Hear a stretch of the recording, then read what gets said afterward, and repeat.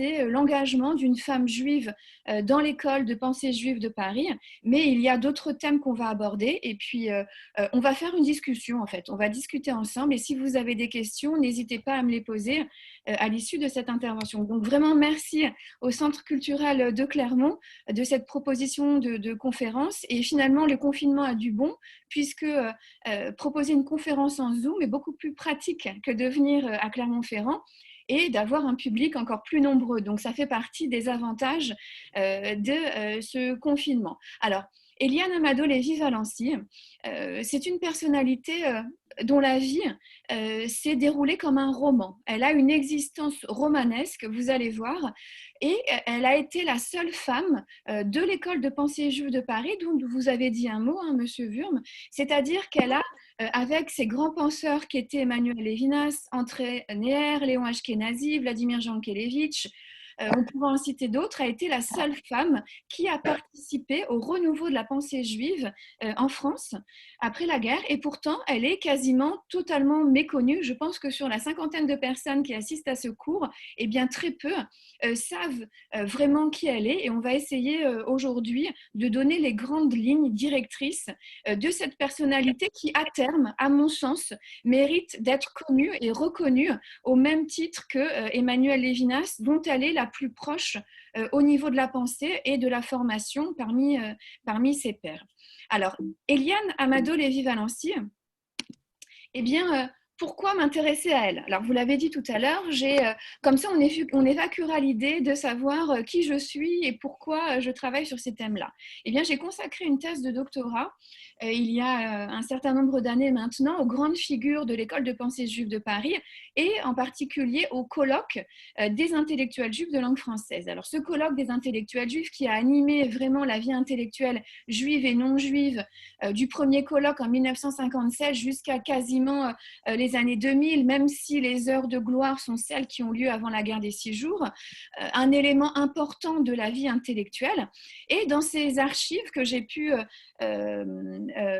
consulter, dont la plupart sont aux archives sionistes centrales à Jérusalem, il y avait évidemment les noms qui revenaient de Lévinas, de Neher, de Flegg, de Léon Ashkenazi, d'Albert Memmi, de Jean Kélévitch, et puis cette femme avec ce nom à la rallonge, Eliane Amado Lévy-Valency, dont je n'avais jamais entendu parler. Et quand j'ai tenté de chercher un petit peu qui elle était, eh bien, je me suis aperçue que, excepté les livres qu'elle avait écrits et les articles qu'elle avait publiés, eh bien, personne n'avait écrit de biographie à son attention, et on ne savait pas vraiment qui elle était. Et donc, après avoir publié cette thèse sur les intellectuels juifs d'expression française à la Libération, d'avoir écrit des monographies sur Neher, sur Manitou, proposé des conférences sur Gordin, sur Lévinas, etc., je me suis dit un jour, il faut vraiment que je me penche sur la figure d'Eliane Amado Lévy-Valency pour voir quel a été le rôle qu'elle a joué dans la renaissance spirituelle du judaïsme français. Quel était le point de départ? Eh bien, et le point de départ était ses archives sionistes centrales avec son rôle au colloque des intellectuels juifs de langue française. Et le deuxième point de départ a été les lettres que vous voyez ici, qu'elle a adressées à Francine Bloch, une cousine éloignée et sa meilleure amie entre 1949 et 1989, et qui sont consignées à l'Alliance israélite universelle. Et grâce à ces lettres, eh bien, on a des informations de première main sur la vie et l'œuvre d'Eliane Lévy-Valency, puisqu'Amado n'arrive que par la suite. Et on va voir quelles ont été ses confidences. Et au travers de l'anecdote, eh bien, on peut dérouler la vie de cette personnalité. L'autre photo que vous voyez, eh bien, c'est que pour Eliane, finalement, tout n'est que concours de circonstances. Et des archives ont été sauvées au château de Aix-en-Provence où elle a grandi et qu'elle a gardé jusqu'à la fin de ses jours. Et dans les lettres que vous voyez ici, il y en avait plus de 500, donc pas seulement des lettres, il y avait aussi des cahiers d'enfance, etc. Eh bien, j'ai retrouvé des correspondances avec Vladimir Jankélévitch, Jean Val, André Neher, Yitzhak Meyerson, Jules Brunswick, toutes ces grandes figures qui ont fait ce renouveau de la pensée juive et qui m'ont permis eh bien, d'aller plus en amont et de dire des choses un peu plus creusées sur sa personnalité. Alors, Eliane Amado, vous voyez cette biographie, cet arbre généalogique que j'ai réussi à retracer, et on ne peut comprendre sa vie et ses engagements si on ne sait pas quelle a été sa préhistoire, quelle a été son histoire avant sa naissance, qui passe par une inscription dans deux grandes illustres familles, Léa Latini, du côté de sa mère et les Lévi-Valency du côté de sa mère, de son père. Et il faut imaginer, quand je vous disais tout à l'heure qu'elle a une vie romanesque, c'est vraiment une vie romanesque, puisqu'Eliane grandit et vit comme une châtelaine dans des châteaux.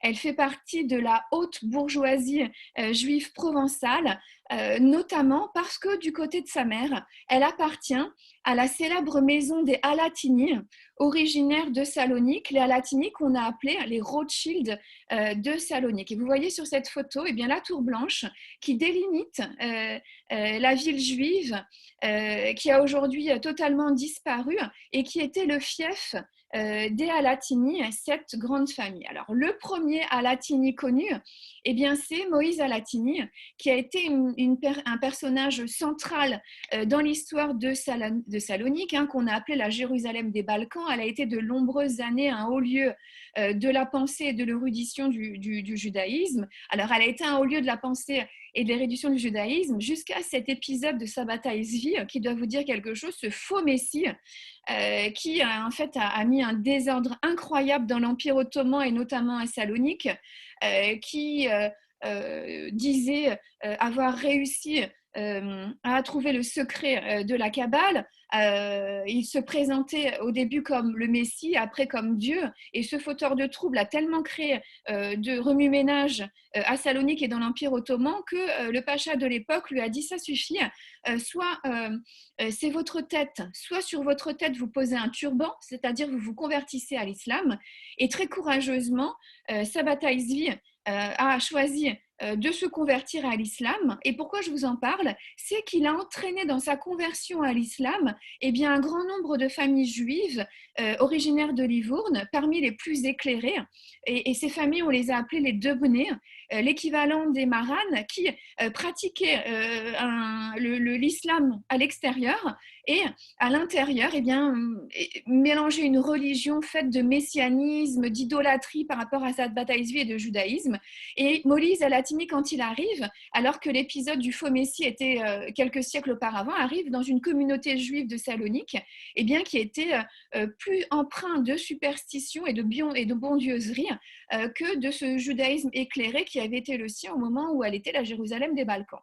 Donc Moïse Alatini, qui naît à Livourne, est médecin à la base, mais il arrive à Salonique pour poursuivre les affaires familiales enclenchées par son père. Et en fait, il réussit tout ce qu'il touche. Et la famille Alatini est à la tête d'une minoterie et de moulins parmi les plus grands du Levant, le commerce de tabac, la briqueterie.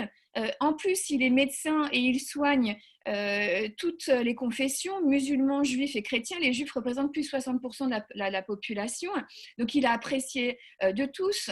Les Alatini, donc Moïse et ses enfants, introduisent la banque moderne à Salonique. C'est quelque chose qui est totalement nouveau aussi dans l'Empire ottoman. Et en plus de ça, dans cette régénération du judaïsme dont je vous ai parlé, qui avait été vraiment affecté par l'épisode du faux messie Sabbatai Zvi, il permet l'introduction des premières écoles de l'Alliance. Il y en aura près d'une dizaine et il introduit la langue française et un certain judaïsme dans cette Salonique, et on lui doit beaucoup, toutes les religions lui doivent beaucoup, à tel point que quand il est décédé en 1882, il y a eu une journée de deuil national qui a été proclamée, respectée par toutes les religions, et il y a même eu des articles dans la presse locale. Donc ce Moïse, alors là vous voyez ici les entreprises des Alatini autour du port, qui sont patrimoine mondial de l'humanité et qui sont toujours préservées. Alatini, à Salonique, c'est aussi cette ville-là qui faisait partie des beaux quartiers de la ville et qui est aujourd'hui le siège de la sous-préfecture. Il y a même une rue Alatini à Salonique, et il y a même des biscuits aussi Alatini faits avec les fameuses farines des minoteries. Les Alatini, pour encore une fois développer leur succursale et aller encore plus loin dans le commerce, décident de s'installer à Marseille, où là encore ça fonctionne très bien et il y a des contrats. Alors là, ils ouvrent un petit peu, ce n'est plus que les farines, même si vous voyez dans ce contrat qu'il y a des échanges qui sont proposés jusqu'en Extrême-Orient et même jusqu'en Amérique, jusqu'aux Amériques, des savonneries, enfin des commerces en tout genre. Donc, Les Alatini de Eliane, eh bien, ce sont une des branches de la famille Alatini installée à Marseille. Alors voilà, vous voyez les biscuits Alatini qu'on peut encore trouver aujourd'hui à Salonique. Alors du côté des Lévi-Valency, du côté du père d'Eliane, eh bien, ce sont aussi des notables qui, contrairement à une idée reçue, alors on pense souvent que les Lévi-Valency sont originaires de Tunisie, eh bien non, ils sont originaires d'Algérie. Le père d'Eliane était né à Marseille, mais ses grands-parents étaient originaires de Constantine, les arrière-grands-parents d'Alger, et comme les Alatini, les arrière-arrière-grands-parents, les aïeux d'Eliane, étaient de Livourne. Les Vivalency sont aussi des notables à Marseille qui font du commerce de la soie, qui ont des moulins et des farines aussi, et qui sont parmi les premiers à avoir des liens avec le judaïsme français et notamment à être des présidents de consistoire. Et donc, ils s'habillaient à l'européenne, ils étaient un modèle pour les autres juifs d'Algérie.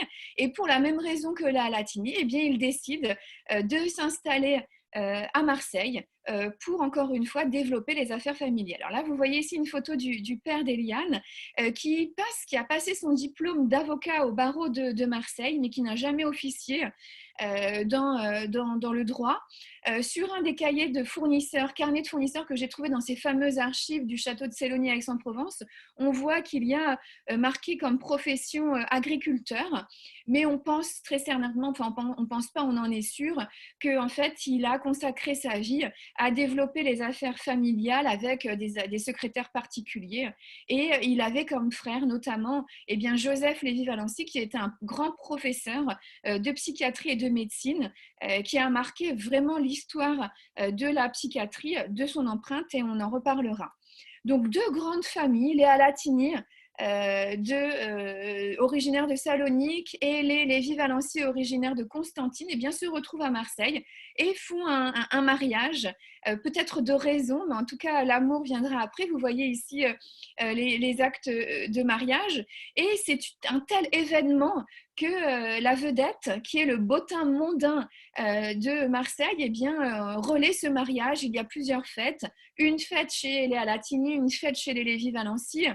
Et on voit notamment dans ces articles de presse que la famille Alatini possède un château sur les hauteurs de la mer à Marseille, à côté du Prado. Alors un château immense avec une centaine de pièces. Il faut imaginer ce que ça représente, des écuries, des jardins à l'anglaise. Et on voit, alors on décrit les toilettes de ces femmes, et c'est très amusant, et on voit que toute la bourgeoisie et l'aristocratie juive et non juive de l'époque eh bien, se presse à ce mariage. De ce mariage eh bien, naîtra le grand frère d'Eliane, Alfred, qui malheureusement décédera l'année d'après sa bar mitzvah. Alors on dit des fièvres, mais on ne sait pas exactement, sans doute de la dysenterie. Et il décède quand Eliane a 5 ans, et ça restera pour Eliane une grande tumeur hein, dans sa mémoire, puisqu'elle grandira seule. Donc vous voyez Eliane qui grandit dans ce fameux château dont je vous ai parlé à Marseille, qui s'appelle la Villa Éole. Vous voyez ici son perron, et elle a une vraie enfance aristocratique avec des précepteurs en tout genre.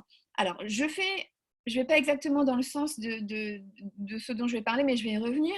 Et donc elle grandit entre ce château, la Villa Éole, à Marseille, et un autre château, ce fameux château de Sélonie dont je vous ai parlé. Donc là, vous la voyez vers 10 ans.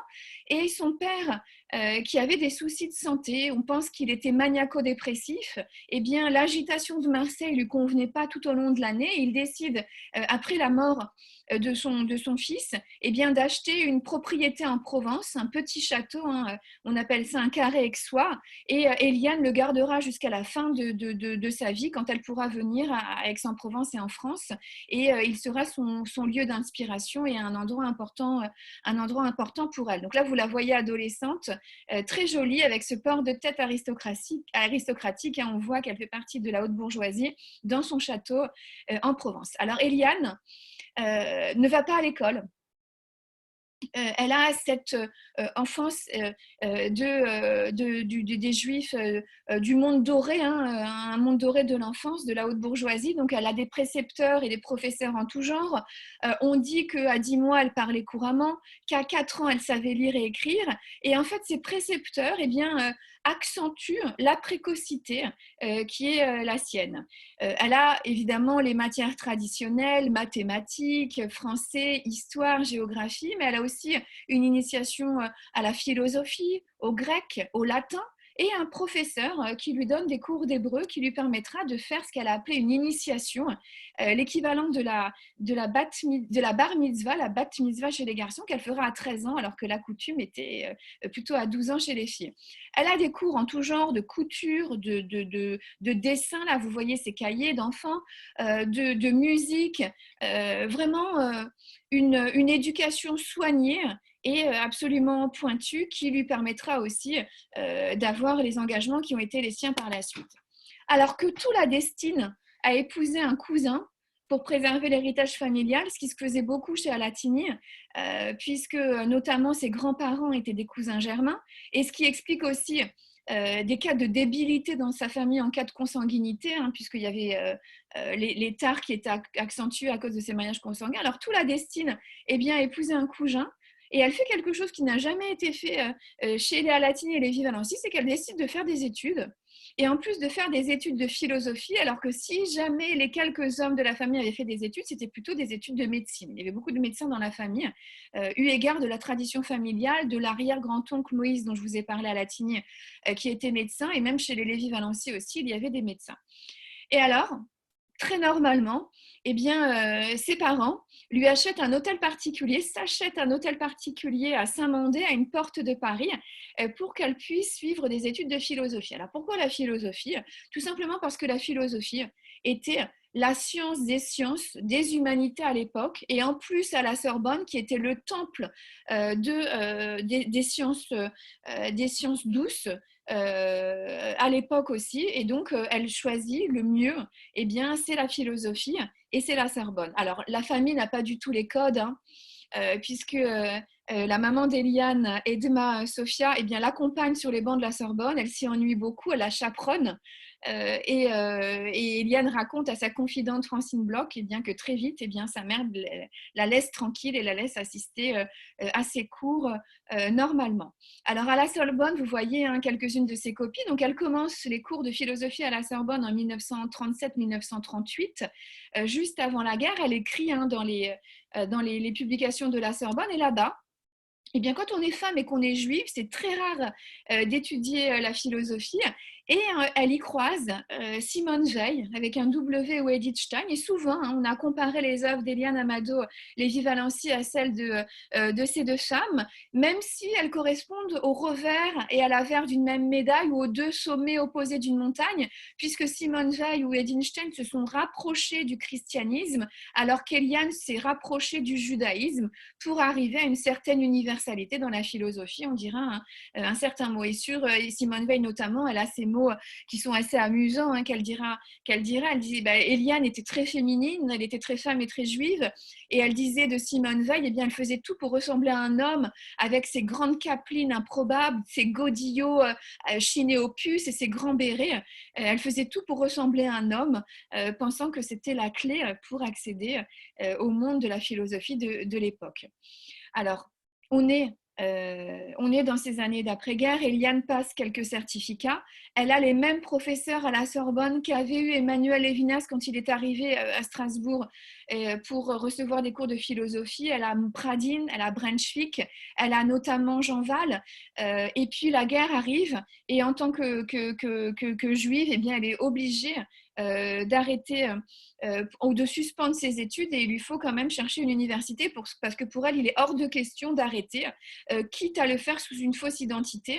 Et Jean Val lui dit pourquoi pas aller notamment à à Toulouse, puisque le fameux professeur Jankélévitch y enseigne et que Jean Val avait décelé déjà des points communs dans les écrits d'Éliane. Elle avait déjà proposé quelques petits mémoires, hein, et bien voit déjà des points communs entre les écrits d'Éliane et de Vladimir Jankélévitch. Et Éliane le dit de manière tout à fait étonnante, puisqu'elle n'a jamais lu Jankélévitch, et elle relit à ce moment-là le livre de l'époque de Jankélévitch, et elle voit que les idées sont quasiment les mêmes, et elle reprend ses citations en mettant des guillemets, et elle est fascinée par ce personnage, et c'est pour ça que même si vous voyez ces lettres, elle a des réponses positives de plusieurs universités, eh bien elle décide d'aller à Toulouse pour poursuivre ses études de philosophie. Alors l'épisode de Toulouse, évidemment, hein, ses parents, alors là, n'achètent pas, mais lui louent un château à la Lande avec un cousin pour qu'elle poursuive ses études de philosophie, où la plupart des grands philosophes juifs, professeurs juifs sont réfugiés, notamment Vladimir Jankélévitch. Et elle raconte qu'inscrite à la faculté de lettres de Toulouse, eh bien, son premier réflexe est d'aller assister au cours de Jankélévitch, et elle est un peu surprise, elle raconte ça à Francine Bloch, de voir comment les étudiants boivent les paroles de ce qu'elle dit être une sorte de gourou. Elle dit, je ne comprends pas cet enthousiasme, et c'est presque même un petit peu dérangeant de voir un gourou et ses membres un peu comme dans une secte. Alors ça, c'est le premier cours. Le deuxième cours, elle dit à Francine Bloch, peut-être que il y a des choses quand même intéressantes dans cette pensée. Et le troisième cours, elle est totalement mordue. Et elle propose à Vladimir Jankélévitch de la rencontrer.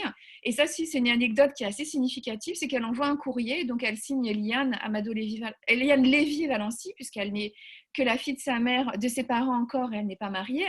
Et donc, elle propose à Jankélévitch de se rencontrer.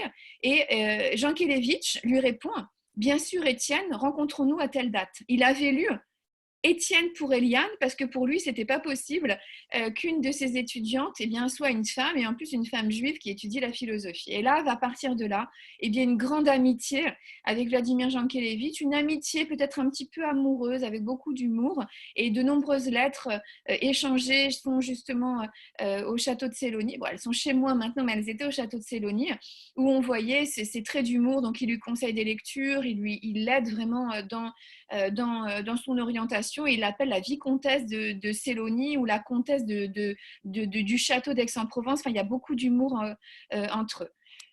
Une deuxième fois, et là, la guerre la rattrape encore, et les mesures de l'époque l'empêchent d'étudier.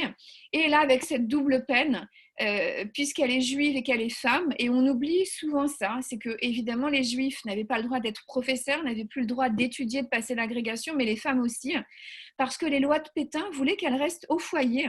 Il était inconcevable dans cette image de la famille qu'avait le maréchal Pétain et ses sbires qu'une femme puisse passer l'agrégation, puisque passer l'agrégation, ça voulait dire enseigner, être en dehors du foyer, et parce qu'elle est femme et parce qu'elle est juive, eh bien elle est une nouvelle fois empêchée d'étudier. Qu'est-ce qu'elle fait? Elle retourne à Aix-en-Provence, au château de Sélonie, mais elle ne renonce toujours pas aux études, et elle s'inscrit à la faculté d'Aix-en-Provence grâce à des relations de ses parents. Et là, elle fait un trajet qui est assez important entre le château de Sélonie, qui est dans la banlieue d'Aix-en-Provence, et l'université de lettres d'Aix-en-Provence, et elle se fait renverser sur le chemin. Elle était toujours accompagnée d'une petite bonne, Elia, et elle se fait renverser. Sa mère, qui est très inquiète pour elle, très inquiète, d'autant plus depuis la disparition de leur fils aîné, et Eliane a été vraiment choyée, entourée d'attention, et donc elle propose à une famille alentour, la mère d'Eliane, la famille Amado, d'héberger sa fille pour qu'elle puisse se rapprocher de l'université. Et cette famille, c'est la fameuse famille Amado. Donc vous voyez ici la bastide où elle habite, et dans cette bastide, il y a plusieurs enfants, dont Max Amado, et il se passe ce qu'il doit se passer quand on a le même âge ou quasiment, qu'on a 18-19 ans et qu'on est des jeunes gens. Max et Eliane se rapprochent et ils s'uniront. Vous voyez ici le mariage avec Max Amado. Alors, il se marie à la synagogue d'Aix-en-Provence, qui avait été édifiée par un cousin d'Eliane, le père de Darius Milhaud, puisque chez les Alatini, du côté Alatini, il y avait vraiment des gens illustres. Il y avait les fameux blocs d'assaut, dont la grand-mère est une Noémie Alatini. Il y avait les Camondo, il y avait les Fernandez, les Mizrahi, et il y avait aussi les Millot. Et donc, Eliane et Max se marient en 1942 à la synagogue de d'Aix. Et c'est le dernier mariage qui est célébré. Après, il passera au temple, au culte protestant. Et encore aujourd'hui, c'est un temple protestant. Alors là, continuer ses études devient périlleux et difficile dans ces temps compliqués. Et avec Max, eh bien, ils vont décider. Alors au début, ils vont habiter le château familial, la Villa Éole, la fameuse Villa Éole magnifique à Marseille, sauf qu'elle est réquisitionnée par le contre-espionnage et qu'elle est pilonnée ensuite par les Allemands et que malheureusement, il ne reste aucune trace de ce grand château magnifique et de ses jardins. Et puis, vous voyez, hein, pendant tout au long de la guerre, eh bien, Eliane, qui se fait appeler Valérie, et Max sont en exode dans différents lieux de l'occupation. Alors, elle dit, Eliane, s'il n'y avait eu des déportations, elle aurait vécu cette période plutôt sereinement, puisqu'elle va dans des villages qui sont vraiment très, très reculés, qui vivent quasiment en autarcie. Elle engraisse même, elle qui avait une santé plutôt fragile. Et si ce n'était les grandes disparitions dans sa famille, eh bien, elle aurait pu vivre cette période plus ou moins sereinement, c'est ce qu'elle dit. Alors, les déportations, ce sont d'abord celles de son oncle, le frère de son père, le fameux professeur Joseph Lévy-Valency, héros de la Première Guerre mondiale, grand professeur de l'histoire de la psychiatrie. Il a écrit ce précis de psychiatrie que j'ai retrouvé, hein, qui date de 1948, donc pour dire que même après la guerre, eh bien, le précis de psychiatrie fait référence. Il est arrêté dans la rafle des notables au début de la guerre, interné au camp de Drancy, et il est libéré sur décision du maréchal Pétain en personne pour justement ses actes de bravoure et puis le rôle qu'il joue dans les universités en psychiatrie. Et il se promènera jusqu'à son arrestation avec cette lettre dans la main du maréchal Pétain, qui lui sauvera la vie à plusieurs reprises, mais pas la dernière fois, puisqu'il est raflé dans la grande rafle de la gare de Nice, à l'Essaim vers Drancy, et puis vers Auschwitz, dont il ne reviendra pas. Alors, Joseph Valency, Lévy-Valency est quelqu'un d'important pour Eliane, puisque son père, comme je vous l'ai dit, il avait une santé fragile, il était bipolaire, maniaco-dépressif, et que c'est Joseph qui le soignait et qui lui permettait d'avoir une vie normale. Donc, il était très proche de la famille d'Eliane, et donc elle vit cette arrestation comme quelque chose de vraiment très difficile. L'autre arrestation qu'elle vit, et là c'est vraiment un drame qui entra sa pensée jusque dans la tombe, et quand je dis ça, c'est pas un euphémisme, puisque sur la tombe d'Eliane, qui repose à Jérusalem au cimetière de Givat Shaul, il est écrit qu'elle est la fille de sa mère morte à Auschwitz. Et à chaque fois qu'elle parlera de sa mère, après cet épisode de la guerre, le nom de famille de sa mère, c'est morte à Auschwitz. Les Lévy-Valency, Edma, donc Sophia, sa mère, et son père, Félix, restent dans leur château à Aix-en-Provence, pensant qu'ils sont protégés puisque connus et considérés comme des notables. Le maire d'Aix-en-Provence de l'époque est même un pétainiste, un vichysois, mais il les laisse tranquilles et il les apprécie beaucoup et ils se rendent des services mutuellement. Malheureusement, à la fin de la guerre, en avril 1944, une bande de voyous à la solde de la Gestapo qui en veut plus à l'argent de la famille qu'à leur judéité, se rendent au château de Sélonie et font du chantage à la famille. Alors à l'époque, je vous ai dit que le fameux château, la Villa Éole, avait été pilonné par les Allemands, donc le château, la Villa des Alatini ne reste rien. Donc Edma vit avec son mari Félix Lévy-Valency, souffrant, hein, maniaco-dépressif, ce qui est accentué en plus par ces années de guerre, et sa mère, une des dernières représentantes des Alatini, donc du côté de la mère, Adèle, et donc qui est souffrante. Donc la seule valide et vaillante, c'est Sophia Edma, et quand ces voyous arrivent, eh bien, ils leur demandent de l'argent, ils lui font des chantages. Et Edma refuse, il l'arrête, les autres le père d'Eliane et la grand-mère ne sont pas transportables, donc il l'arrête. Elle est conduite à la prison des Baumettes à Marseille, qui à l'époque était une prison de femmes, de prisonnières politiques, le camp d'Émile étant fermé en travaux.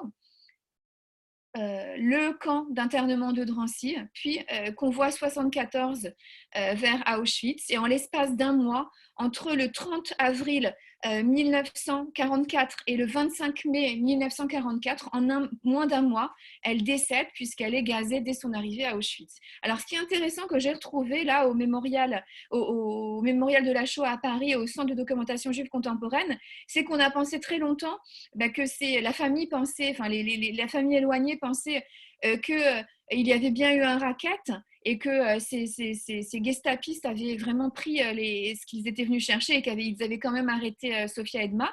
Et bien là, on apprend sur les notes que vous lisez peut-être difficilement qu'à son arrivée à Drancy, Sofia a caché sur elle un véritable trésor, des lingots d'or, des camées, des bagues en diamant, des pendentifs, etc. Et que finalement, peut-être que si elle avait donné ça, mais on ne peut pas refaire l'histoire, peut-être qu'elle aurait été épargnée. Alors, comment Eliane apprend tout ça? Eh bien, elle ne le sait pas. Elle ne sait pas que sa mère a été arrêtée. Elle ne sait pas tout de suite, puisque je vous l'ai dit, elle est dans des lieux de l'Exode où elle se cache dans des villages reculés. Mais une assistante de son père, une secrétaire, puisque son père vivait justement grâce à ses secrétaires de faire fructifier les avoirs familiaux, eh bien la prévient de l'arrestation de la mère. On ne sait pas encore où elle est. Et avec son mari, Max Amado, ils essayent de faire jouer les contacts pour la faire libérer. Et en fait, Eliane n'apprendra qu'à la fin de la guerre la mort de sa mère. Elle l'apprendra, mais elle ne l'ingérera pas. Inconsciemment, sa mère sera toujours vivante. Et elle racontait justement qu'elle écrivait que pour là où sa mère se trouve, eh bien, elle puisse tomber sur ses écrits et revenir la voir. Et elle écrivait tellement pour sa mère, elle avait tellement pas digéré l'arrestation de sa mère avec laquelle elle était fusionnelle, elle était devenue fille unique depuis la mort de son grand frère et elle était très protégée puisqu'elle n'allait pas à l'école, elle avait une relation vraiment presque unique avec sa mère. Son père, c'était plus difficile puisqu'il était malade. Eh bien, c'est que un jour, elle donne, on fait un petit flash, une petite avance rapide. À Eliane, dans les années 90, elle donne une conférence à Yad Vashem pour les amitiés judéo-chrétiennes et Serge Klarsfeld vient de faire planter une forêt, un bosquet, plus exactement, pour les Juifs de France déportés. Et elle marche pour se rendre à cette conférence ou en revenir, je ne sais plus exactement, et elle voit le nom de sa mère qui lui saute aux yeux. Pour elle, c'est la preuve que sa mère est bien morte et elle fait un AVC et elle fera plusieurs AVC qui conduiront à sa disparition pour vous dire à tel point comment eh bien, la mort de sa mère à Auschwitz a été quelque chose d'important et qui sera aussi le fil conducteur de sa pensée puisque pour elle, toute pensée est hantée par la mort, part de la mort et est en quête du bien comme on va le voir dans un instant. La guerre est terminée.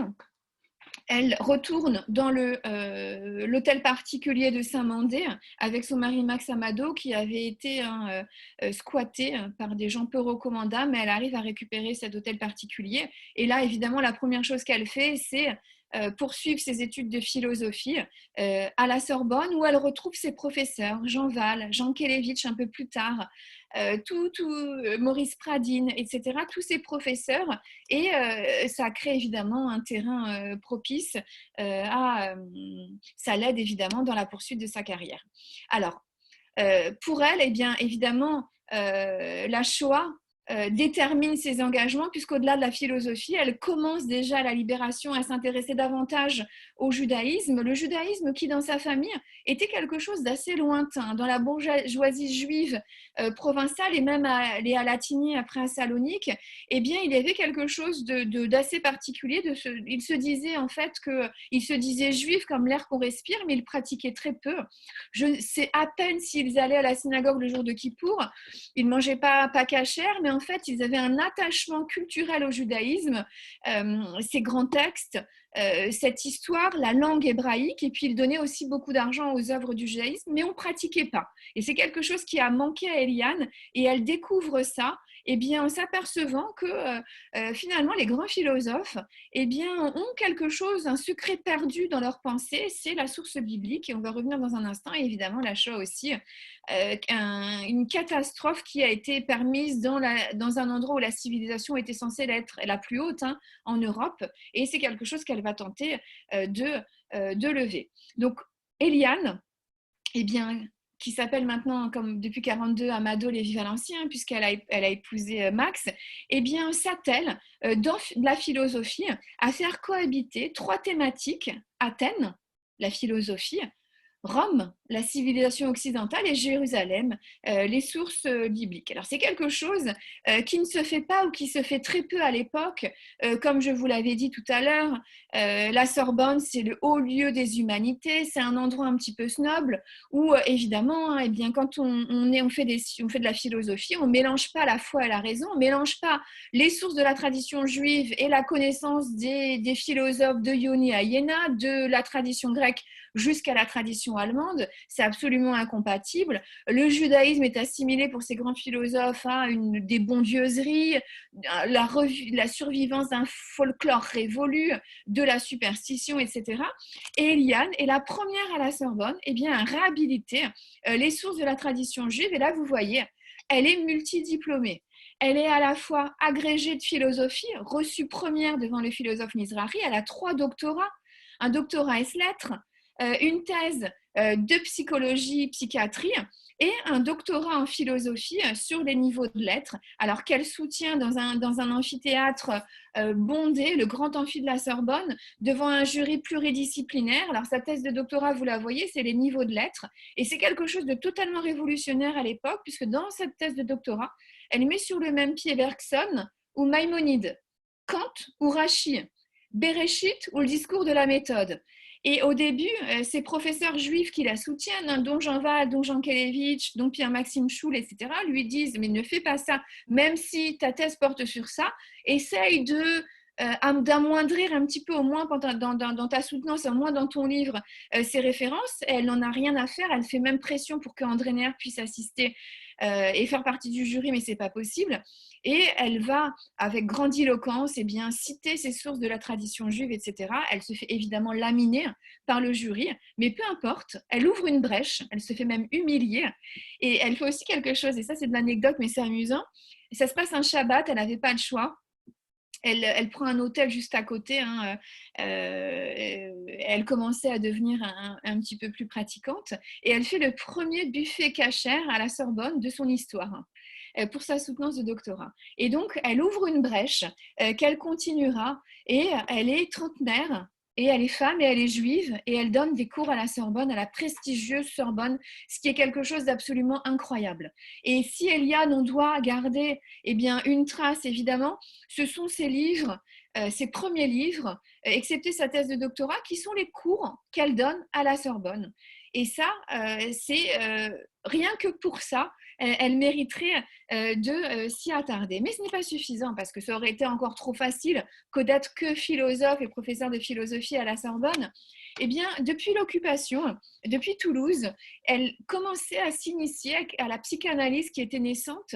Elle avait comme professeur juif Ignace Meyerson, qui est un professeur important et qui était très intéressé et versé vers la psychanalyse. Alors, la psychanalyse, à l'époque, était une science tout à fait naissante, et il avait créé sous l'occupation eh bien, une société de psychanalyse à laquelle adhérait aussi Jean Kelevitch, et tous ces grands maîtres, grands professeurs se retrouvaient dans le château, la belle propriété d'Eliane qu'elle louait, à la Lande. Et donc déjà là, elle commençait à s'initier à la psychanalyse. Dans les années d'après-guerre, eh bien, elle poursuit en faisant une cure psychanalytique avec le premier professeur de psychanalyse à la Sorbonne, qui est Daniel Lagache, qui d'ailleurs préfacera sa thèse de psychanalyse. Et puis, elle commence à officier. Après sa cure psychanalytique, elle commence à officier à l'hôpital psychiatrique de Villévrard sous l'influence de Paul Sylvadon, et c'est là qu'elle rencontrera notamment celui qui deviendra son second époux, Claude Frédéric Veil. Donc elle divorce de Max Amado, qui était plus un ami qu'un amant, et elle épouse Claude Frédéric Veil. Alors avec Claude Frédéric Veil, c'est différent, c'est une émulation intellectuelle. Max Amado était avocat, Claude Frédéric Veil était psychanalyste. Ils vont écrire ensemble plusieurs ouvrages. Alors, pour vous situer, Claude Veil, c'est celui qui, le premier, théorise le burn-out, les pathologies du travail. Et c'est quelqu'un qui est important dans sa vie puisqu'il y a une sorte d'émulation. Malheureusement, cette émulation tournera au drame. Et avant de divorcer, eh bien, ils créent ensemble, avec le professeur Sivadon, le Centre international de psychanalyse, psychiatrie, philosophie et sciences humaines, le CIPPS. Alors, ça paraît rien comme ça, mais il faut savoir à l'époque, alors Eliane, quand elle commence à s'initier à la psychanalyse, elle côtoie les plus grands professeurs de psychanalyse ou les plus grands psychanalystes, Favès-Boutonnier, Lacan. Alors, elle tiendra même tête à Lacan, ce qui est quelque chose d'assez rare à l'époque, le professeur Nart, Dolto, je ne sais plus si je l'ai dit, Pierre-Maxime Schul, etc. Et à l'époque, c'était quelque chose de très compliqué. Il y avait des querelles d'ego entre la société, la revue, entre Lacan, entre Nart, etc. Et finalement, les élèves, les étudiants en souffraient beaucoup puisque il fallait faire vraiment très attention dans ces querelles d'ego. Et pour apaiser tout ça, alors elle qui adhérait à toutes les sociétés, écrivait dans toutes les revues, eh bien elle crée ce CIPPS et qui fait vraiment florès dans les années 50 et les années 60. Beaucoup d'étudiants et d'élèves s'y retrouvent, des professeurs aussi. Et jusqu'aux années 60, eh bien, ce sera un haut lieu de la psychanalyse qui s'y jouera. Donc, philosophe, comme on l'a dit, à 30 ans, auteur de livres remarqués sur la psychanalyse, introductrice d'une œuvre juive qui puise, d'une œuvre philosophico-hébraïco, qui puise aussi bien dans Jérusalem, Athènes et Rome. Donc, et là, elle renouvelle en même temps la psychanalyse, et donc elle réussit tout ce qu'elle touche. Petite anecdote aussi, elle adorait les chats, et avec son mari, elle a créé une race de chats qu'elle a même voulu présenter à des concours, et Jean Val, Jean Kelevitch, etc., eh bien, s'échangeaient des chats, en tout cas adopter les chats que la race de chats, elle avait créés. Philosophe, psychanalyste, et à l'époque, évidemment, dans les années d'après-guerre, il y a ce renouveau de la pensée juive de langue française, et Eliane y joue un rôle de premier plan, un rôle qu'on a aussi oublié. Alors là, vous la voyez avec André Neher au fameux colloque des intellectuels juifs de langue française. Alors c'est ce que je vous disais en introduction. En travaillant sur les archives du colloque des intellectuels juifs de langue française qui se trouve au Congrès juif mondial, alors, au CZA, aux archives sionistes centrales à Jérusalem, c'est le Congrès juif mondial qui a envoyé les archives là-bas pour qu'elles soient en sécurité. Et bien, quand j'ai découvert ces archives qui n'avaient pas été touchées depuis qu'elles avaient été envoyées, les élastiques étaient abîmés, le papier était un petit peu rongé, et j'ouvre ces grands cartons du colloque des intellectuels juifs et je vois des mots griffonnés à la main de Lévinas, de Flegg, de Neher, et puis ce nom d'Eliane Amado-Lévy et Valency qui revient à chaque fois. Mais ce n'est pas un rôle secondaire, c'est que non seulement elle participe à la première rencontre inaugurale du 24 mai 1957, le premier colloque des intellectuels juifs, qui n'est pas encore un colloque des intellectuels juifs, qui est une sorte de Shabbat plein, où Edmond Flegg invite quelques hautes personnalités intellectuelles du judaïsme français pour réfléchir à la question ontologique de savoir qu'est-ce que c'est qu'être juif après la Shoah. Et cette rencontre inaugurale à laquelle participent Eliane Amado-Lévy-Valency, mais aussi Emmanuel Levinas, Jean Val, Vladimir Jankélévitch, donc Edmond Flegg qui signe les invitations, Al-Ghazi, Steinberg, etc. Alors, pas Manitou comme on a pu l'écrire ou Jean Alperin. Eh bien, la hauteur de vue des discussions est tellement importante qu'ils décident de se retrouver l'année d'après au siège du Congrès juif mondial qui encadre les rencontres et fournit un cadre aussi financier. Et là, vous voyez cette rencontre dans la photo, elle est un peu floue, mais elle est assez significative. Devant le portrait de Naum Goldman sur la cheminée, vous voyez Eliane complètement au bord, et avec tous ces hommes illustres, André Neher, Léon Ashkenazi qui parle avec Manitou, Jean Alperin, et à chaque fois qu'il y a des photos du colloque, eh bien, elle est toujours la seule femme de l'expérience. Et donc, le rôle qu'elle joue, participante de la première réunion, elle fait partie du comité préparatoire créé dès la deuxième rencontre par André Neher. Et André Neher, comme vous le savez, il est professeur à l'université de Strasbourg et les rencontres ont lieu à Paris. Et quand les comités préparatoires se réunissent, eh bien, il est souvent retenu à Strasbourg. Eh bien, c'est Eliane, qui est l'amie d'André Neher, qui préside les réunions. et qui est chargé plus ou moins de trouver un fil conducteur aux rencontres en choisissant les thèmes et en choisissant les intervenants, qui est le travail le plus important. L'autre travail important aussi, c'est qu'on parlait tout à l'heure de querelle d'ego pour les psychanalystes, mais c'est la même chose pour les intellectuels juifs. Et elle, en tant que femme, elle apaise et à plusieurs reprises, le comité préparatoire a failli imploser et grâce à elle, il y a des courriers, on voit comment elle arrive à tempérer ces messieurs. Donc, colloque inaugural, membre du comité préparatoire, où elle joue un rôle important. À chaque colloque qui a lieu tous les ans ou tous les 2 ans, elle propose une communication remarquée. Et quatrième rôle, et pas des moindres, c'est qu'elle est chargée, tant qu'elle est en France, de collecter les textes de ces messieurs et de réaliser les actes des colloques, puisque chaque colloque est publié en actes, et grâce à elle, on a ces actes des colloques qui, bien souvent, elle préface et où elle conclut. Donc, un rôle fondamental. Alors là, c'est pour la forme, et puis après, il y aura le fond, puisque aussi, elle délivre une pensée, comme elle l'a fait à la Sorbonne, comme elle l'a fait dans son CIPPS en psychanalyse, elle délivre une pensée qui est absolument majeure et qu'on va voir dans un instant. Tout lui réussit.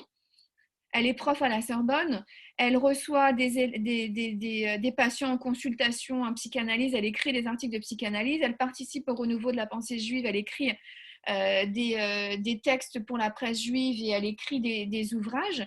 Et puis arrive la guerre des 6 jours. Et une grande partie des animateurs de l'école de pensée juive de Paris, puisque ce fameux colloque des intellectuels juifs s'inscrit dans ce qu'on a appelé l'école de pensée juive de Paris avec l'école d'Orsay. Si vous avez une question à la fin, je pourrais en parler plus longuement. C'est mon dada, hein, on en parlera après, mais là, on va se focaliser sur Eliane. Eliane décide, comme André Neher, ou Manitou, ou Beno Gross, ou Théo Dreyfus, alors André Chouraki, c'était un petit peu avant, de faire son alia. Mais elle ne fait pas son alia pour les mêmes raisons. Eliane ne fait pas son alia parce qu'il y a la guerre des 6 jours. Déjà, dans les années 60, elle fait 3 voyages en Israël dans lequel elle pressent ce qu'elle appelle l'appel de Jérusalem, où elle pressent qu'elle va monter en Israël. Mais surtout, elle arrive à Jérusalem parce que, j'ai fait sauter la lettre, mais c'est pas grave, parce que l'université Bar-Ilan lui propose un poste de chef de département. Alors, c'est quelque chose qui est totalement inédit pour une femme, alors pas une femme française, mais une femme tout court, d'être chef de département, c'est quelque chose qui n'avait jamais été réalisé. Et donc, on lui propose d'être directrice de département, full professeur, et même si elle hésite, elle accepte très vite. Elle est empêtrée dans un divorce difficile avec Claude Veil. Elle se dit c'est l'occasion ou jamais de partir, et donc elle quitte tout. La Sorbonne, le CIPPS et ses amis intellectuels juifs. Elle en retrouve certains en Israël, dont ses meilleurs amis, André Neher et après Manitou, hein, qu'elle fréquentait avant et avec lequel elle se rapproche après. Et elle quitte tout pour aller à l'université Bar-Ilan pour enseigner. Alors, encore une fois, ça aurait été trop simple. On lui propose un poste de philosophe, de directrice du département de philosophie, mais elle fait quelque chose qui n'avait jamais été fait dans une université israélienne, c'est qu'elle crée une chaire de philosophie et de pensée juive. Et comme à la Sorbonne, c'est quelque chose aussi qui est anachronique dans les universités israéliennes, réputées plutôt à gauche, réputées faisant une séparation évidente entre la religion et les sciences. Et alors, même si l'université Bar-Ilan, par rapport à l'université hébraïque de Jérusalem, est considérée comme une université religieuse, on fait cette distinction, cette dichotomie. Et elle crée l'école française de Bar-Ilan. Alors là, vous voyez la maison qu'elle habite, 18 rue Ovevet Sion, des Amantions à Jérusalem. C'est une ancienne maison arabe dans un des quartiers les plus jolis de Jérusalem, et cette maison qu'elle gardera jusqu'à la fin de sa vie. Donc là, vous la voyez à Jérusalem, vieillissante. Alors, c'est la fameuse lettre de l'université Bar-Ilan où on l'accepte. C'est quelque chose d'incroyable et elle n'y croit pas. Et évidemment, c'est difficilement on peut pas refuser une telle proposition. Et donc là, vous la voyez encore alors à Bar-Ilan aussi, quand elle enseigne. Alors, sa chaire, hein, l'école française de Bar-Ilan, alors elle aura plusieurs noms. L'école française, on pense qu'elle accueille que des étudiants français, mais pas du tout. Elle accueille des étudiants qui parlent hébreu, qui parlent anglais. Elle a même quelques étudiants arabes, puisque le département est juste à côté de sa chaire et ils viennent très facilement à ses cours. Et là-bas aussi, elle poursuit bien, ce qu'elle avait tenté de faire à la Sorbonne ou à l'école de pensée juive de Paris. Alors, cet esprit de l'école de pensée juive de Paris, elle tente de l'importer en Israël. Là, vous voyez cette fameuse photo prise à Mayanot avec le rabbin Seban, André Neher, Manitou et elle dans les années 80. Et elle participe à plusieurs colloques des intellectuels juifs, donc elle tente d'implanter en Israël. Hein. Alors ça s'appelle au début un colloque de l'Île-de-France ou le colloque des intellectuels juifs d'expression française, mais peu importe, hein, c'est cette idée. Mais finalement, il y a même une revue qui supporte ce projet, mais finalement, elle arrête très vite parce qu'elle s'aperçoit que cette pensée très judéo-française a du mal à accéder à être intéressante pour les Israéliens. La pensée des Israéliens est beaucoup plus analytique. Et si on compare la reconnaissance d'Eliane Amado-Lévy-Valency en Israël à celle de André Neher ou de Léon Ashkenazi, qui eux ont souffert de n'être que des mentors pour la communauté juive francophone, Eliane avait un public beaucoup plus large en tant que membre de l'université, ce que malheureusement ses pairs n'ont pas réussi à atteindre. Donc elle réussit mieux que ses amis masculins, encore une fois, en Israël. Et en Israël, c'est la vraie reconnaissance intellectuelle. À Bar-Ilan, elle écrit la plupart de ses livres. Elle est même pressentie pour le prestigieux prix d'Israël. Mais elle ne s'intéresse pas comme les gens. Enfin, elle n'a pas de. Peut-être parce que c'est une femme, peut-être parce qu'elle est méditerranéenne, peut-être parce qu'elle est bien née, elle ne recherche pas les honneurs, elle ne cherche pas les relations qui lui auraient permis d'avoir cette reconnaissance. Elle a son public et c'est ce qui lui plaît. Elle continue d'être psychanalyse et d'avoir une consultation de psychanalyse dans son appartement à Jérusalem. Et là encore, elle touche à des thèmes qui ne sont pas abordés dans les milieux juifs à l'époque, comme la question homosexuelle. Et elle a notamment, en dehors d'avoir des anciens déportés, elle a également parmi ses patients des orthodoxes homosexuels. Et il faut savoir, c'était d'autant plus un tabou à l'époque. Et elle travaille sur ces questions et elle en tirera ce fameux livre, Le grand désarroi aux racines de l'énigme homosexuelle. Homosexuelle. Elle découvre aussi le sionisme religieux, elle écrit des articles dans la presse juive qui sont vraiment très, très... Alors, on considère qu'elle est marquée très à droite, mais je pense qu'il faudrait relativiser ça, et ce qui aussi lui porte préjudice dans sa reconnaissance. Hein. Je pense que d'avoir une philosophe, une universitaire, une intellectuelle juive qui se mêle de politique, c'est quelque chose qu'on a pu lui reprocher, et notamment dans les milieux universitaires de l'époque. Son grand autre cheval de bataille, c'est le dialogue. Alors, on va voir pourquoi le dialogue est important chez elle tout à l'heure quand on abordera les thématiques de son œuvre. Elle s'inscrit dans le dialogue judéo-chrétien avec un dialogue qui est sans concession. Elle ose dire des vérités qui ne sont pas forcément bonnes à entendre à ses amis de l'amitié judéo-chrétienne à laquelle elle adhère. Pareil, elle s'inscrit aussi dans le dialogue judéo-musulman et ce dialogue est incarné par son amitié avec Monsef Chevy, qui est un universitaire philosophe qui est un peu comme elle. Dans le monde musulman, c'est qu'il s'intéresse justement aux sources de la tradition coranique, abrahamique, islamique, pour les faire refléter dans la civilisation occidentale, comme elle s'intéresse aux sources de la tradition juive pour les faire refléter dans la civilisation occidentale, et il disparaîtra malheureusement très tôt, et cette disparition, elle est complètement catastrophée. Eliane, elle dit « je n'ai pas d'autre interlocuteur pour porter ce dialogue judéo-musulman », et c'est quelque chose qui la hantera beaucoup. Donc, on a vu les grandes étapes de sa vie, une enfance aristocratique dans des châteaux en Provence, une rupture avec son milieu en étant étudiante de philosophie à la Sorbonne dans les années d'avant-guerre, la rupture incarnée par la guerre avec la disparition de son oncle et surtout de sa mère avec laquelle elle était fusionnelle, la reprise des études de philosophie après-guerre où elle est multidiplômée, 3 doctorats agrégés et en même temps l'intérêt pour la psychanalyse, l'inscription dans le renouveau de la pensée juive, rupture en allant en Israël et en quittant une voie qui s'annonçait vraiment prestigieuse en France, en rejoignant l'université Bar-Ilan pour enseigner philosophie et psychanalyse, philosophie et pensée juive, pardon, la psychanalyse qu'elle continue, etc.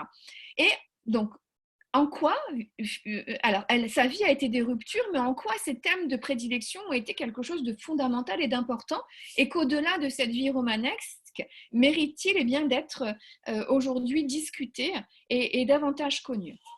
Le premier, alors je vais essayer de vous résumer ça assez rapidement, mais ça pourrait être l'objet d'un cycle de cours.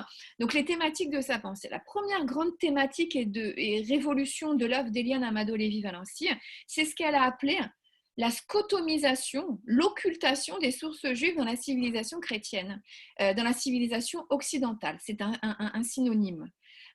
Pour elle, notre civilisation, quand elle parle de civilisation, c'est la manière dont on pense. C'est l'Occident, comme dirait Emmanuel Lévinas. Eh bien, repose sur 3 pieds. Il repose sur les sources judéo-chrétiennes. Alors, les sources judéo-chrétiennes, qu'est-ce que c'est? Eh bien, c'est simplement la Bible, la Torah, le Pentateuque, l'Ancien Testament, qui est la base de la religion des Juifs et des chrétiens, religion majoritaire en Occident. Donc, notre civilisation repose sur Jérusalem, ses sources juives. Le deuxième support, eh bien, c'est évidemment la philosophie, comme je l'ai dit tout à l'heure, des Grecs jusqu'à la philosophie allemande. Donc, Athènes. Et puis, Rome, le christianisme. Et donc, pour elle, en fait, notre civilisation qui est sur un trépied repose sur Jérusalem, Athènes et Rome, et que de tout temps, les philosophes ont occulté la source juive, et du coup, notre civilisation est devenue bancale. On lui a enlevé un pied. Et son rôle a été, d'Eliane, de ramener l'importance qui revient aux sources de la tradition juive pour que notre civilisation soit de nouveau stable. Par rapport à certains philosophes ou certains intellectuels juifs qui disaient que le judaïsme était un particularisme qui se reflétait ou qui devait dialoguer avec l'universel, Eliane ne dit pas du tout la même chose. Elle dit que justement l'universalisme, c'est le fait que les sources juives en font partie. Le judaïsme n'est pas un élément à part particulier, il fait partie de la civilisation occidentale et de sa manière de penser. Et toute son œuvre, et notamment ses cours à la Sorbonne et sa pensée de philosophe, a été de redonner à la pensée occidentale eh bien, l'importance qui revient aux sources de la tradition juive. Donc ça, j'ai essayé de vous résumer ce premier point pour en parler longuement. Le deuxième point qui est fondamental aussi dans sa pensée et qui naît de cette occultation des sources de la tradition juive, mais aussi de la Shoah et de l'échec de la modernité qu'il a incarné. Qu'est-ce que ça veut dire que la Shoah est un échec de la modernité? Comme on disait tout à l'heure, une civilisation où il est possible de tuer, d'exterminer 6 millions de personnes parce qu'elles sont juives, c'est un échec. On a voulu exterminer pas seulement des juifs, on a aussi voulu tenter d'exterminer une culture, une pensée, et c'est quelque chose qui est inacceptable dans l'histoire de la pensée. Donc pour Eliane, elle refait à chaque fois, elle refait l'histoire des civilisations et elle part toujours de la Bible. Et elle s'aperçoit que finalement, eh bien, le premier meurtre de l'humanité biblique, naît d'un fratricide de Caïn qui tue son frère Abel. Mais chez les philosophes et chez les Grecs, c'est la même chose, puisque les fils d'Oedipe s'entretuent, Éthéocle et Polynice, et de là, eh bien, naît un fratricide originel. Et chez les Romains, à Rome, c'est exactement la même chose avec Romulus et Rémus, même si c'est accidentel. Mais en tout cas, les 3 pensées sur lesquelles notre Occident repose, Jérusalem, Athènes et Rome, reposent sur un fratricide originel. Elle part de ça pour dire en fait que au début de tout, il y a le mal, et que le rôle justement eh bien, de la pensée est de tendre vers le bien, notamment au travers de cette phrase biblique qu'elle aime beaucoup, choisir la vie. Donc, scotomisation des sources de la tradition juive, la tentation du mal qu'il faut dépasser. Et le troisième grand thème de prédilection d'Eliane, eh bien, c'est le couple, la quête de l'un par excellence. Et encore une fois, eh bien, son postulat part toujours des textes de la tradition juive et de Béréchit. Elle revient à ce passage de la création de l'homme avec un grand H de l'humain qui est créé à l'image de Dieu. Dieu créa l'homme à son image, c'est à l'image de Dieu qu'il le créa, mâle et femelle, il les créa. Et ça, on oublie souvent de rappeler que la première fois que l'homme est créé, il est créé masculin et féminin et à l'image de Dieu. Donc pour elle, et pour résumer, eh bien, l'étincelle divine ne s'exprime que dans le couple réuni, que dans l'homme et la femme réunis. Et c'est quelque chose qui est important. Et de là, eh bien, elle va tirer une philosophie du dialogue. Alors, si Emmanuel Lévinas est considéré comme le philosophe du visage d'autrui, alors il y a beaucoup de points communs entre l'œuvre d'Eliane Amado et d'Emmanuel Lévinas. Alors, je vous l'ai dit tout à l'heure, ils ont une formation totalement similaire, une formation de très très haut niveau de philosophie. Eliane et Lévinas sont les seuls à avoir eu cette formation de philosophe. Neher, Manitou ou d'autres eh bien, ne l'ont pas. À laquelle en même temps on mêle la reconnaissance des sources de la tradition juive. Et pour l'anecdote, Emmanuel Lévinas a fait des recensions des livres d'Eliane et dans son œuvre il ne parle généralement que d'Eliane Amado qu'il considère comme son égal.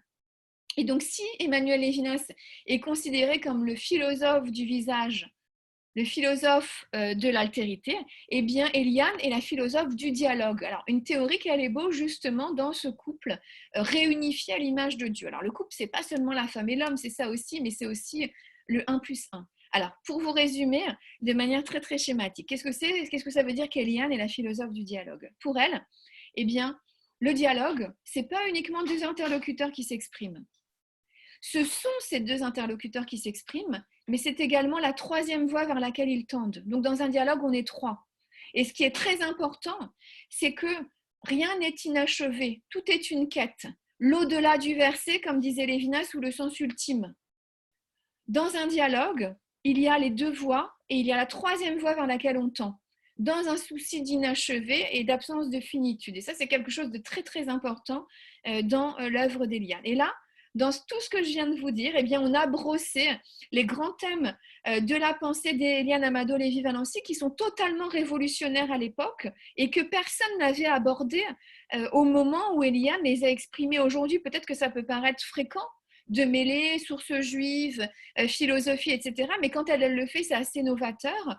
De la même façon que de revenir au texte pour proposer une théorie du couple aussi, c'est assez novateur. Et Eliane, eh bien, garde ce fil conducteur avec quelque chose aussi qui lui est très particulier.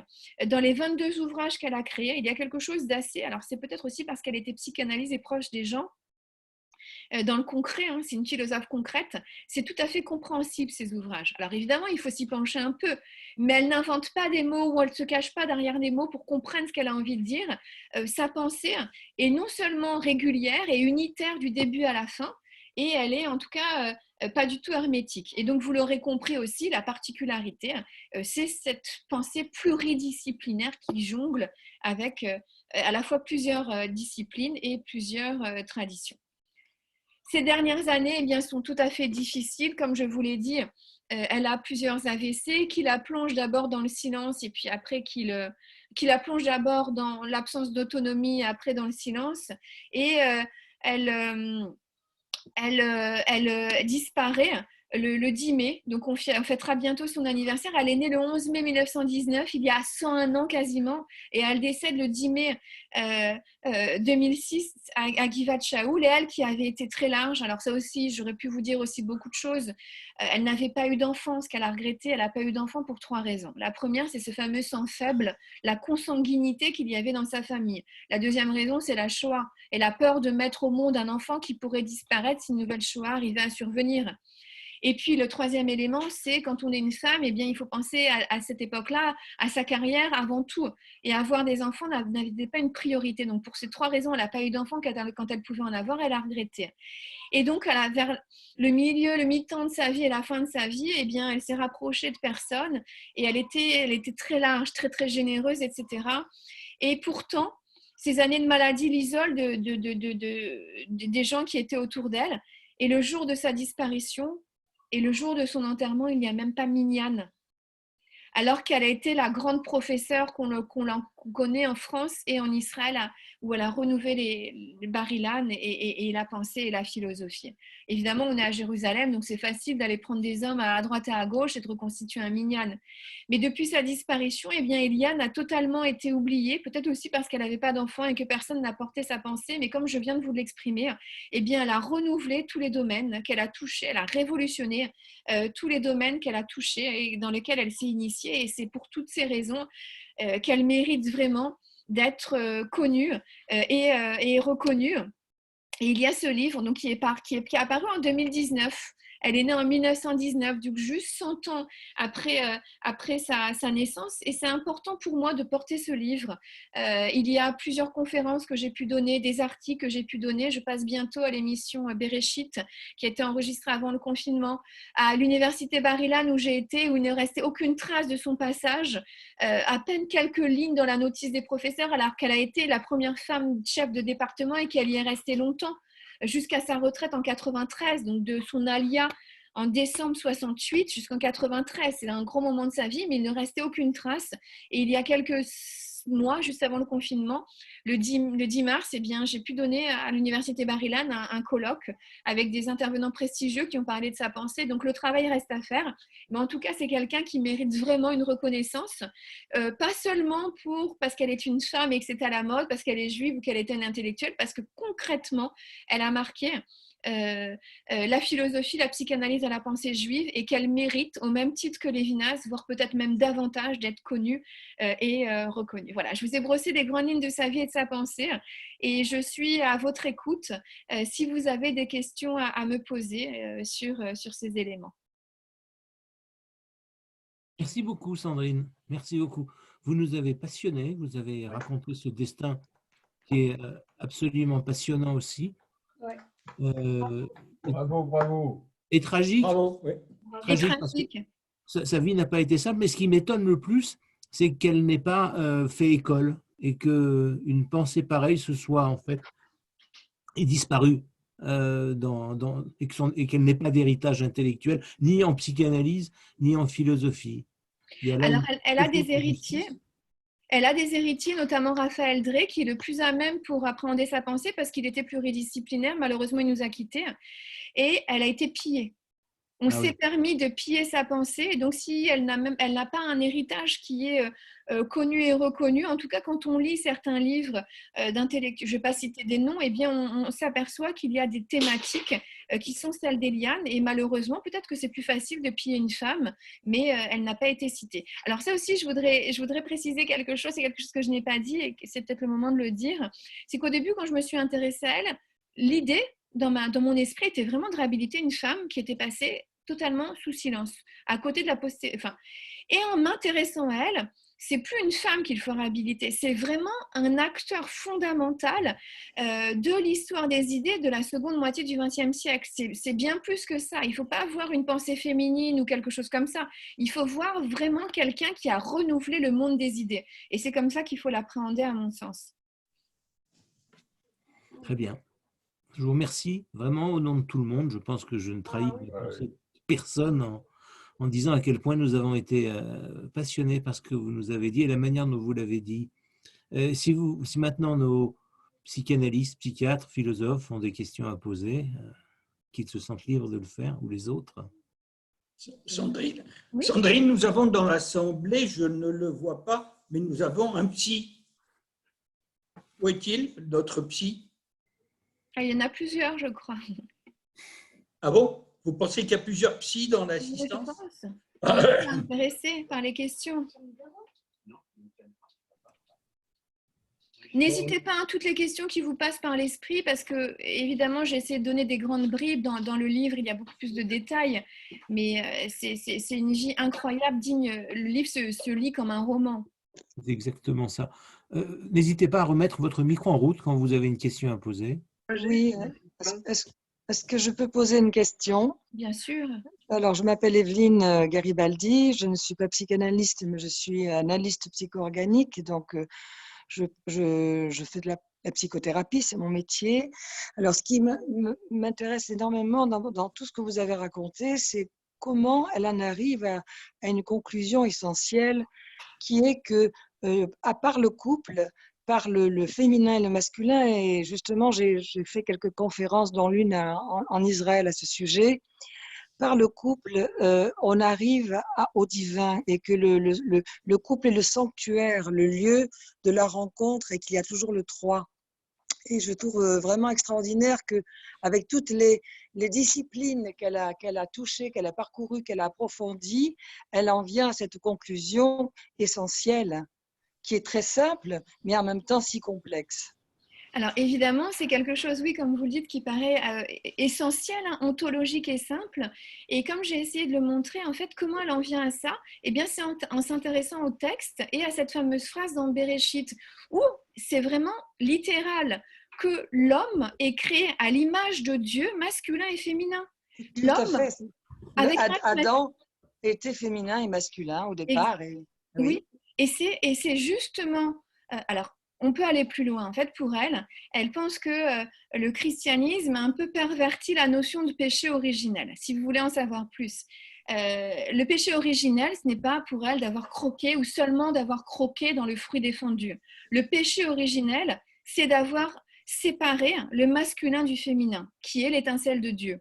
Dieu ne se conçoit que dans cette association du masculin et du féminin. Et le péché originel est là. Et nos civilisations, eh bien, pour réparer dans ce tikkun, cette réparation du monde, doivent reconstituer cet 1 plus 1 pour retendre vers ce 2 qui devient un 3, qui devient une nouvelle voie pour aller vers le bien. Oui, tout à fait. Je suis très touchée par tout ce que vous dites parce que c'est exactement ce que j'ai dit lors de mes conférences dernièrement. Et c'est vraiment une idée qui est maintenant devenue assez courante, hein, mais qui certainement à son époque était vraiment marginale et exceptionnelle. Alors, c'était marginal et exceptionnel. Ce qu'on peut dire aussi, c'est que alors évidemment, quand elle dit ça, ça peut être mal perçu. Dans ses amis de l'école de pensée juive de Paris, elle dénonce ce qu'elle appelle un virilocentrisme, même chez Lévinas, même chez Neher, même chez Manitou. Et elle dénonce aussi, elle n'était pas très, elle était femme, elle revendiquait ce statut de femme, elle n'était pas féministe à la manière de Simone de Beauvoir.